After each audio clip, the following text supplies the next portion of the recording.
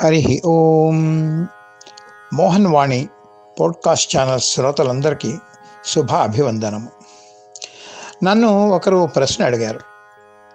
మనం ఏ దేవతకైనప్పుడు కూడా జై శ్రీరామ్ లేదా జై హనుమాన్, జై మాతాది అని చెప్తుంటాం.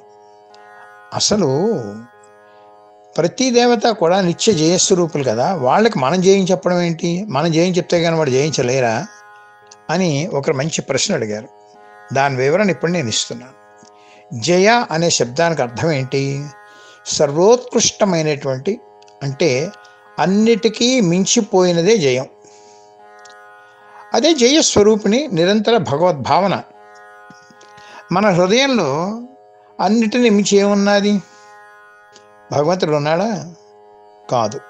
ఈ ప్రపంచము, ప్రపంచ భావన, ప్రపంచ భోగాలే కదా మనకు ఉండేటంతా కూడాను. మన మనస్సులో భగవద్భావన కంటే లోకభావన నిండిపోయింది. ఇంకా భగవంతుడి చోటు ఎక్కడుంది? భగవంతుడు మన మనస్సును జయించాడా అంటే మనను కరుణించేటువంటి దేవతకు మన హృదయంలో జయం లేదు, చోటు లేదు.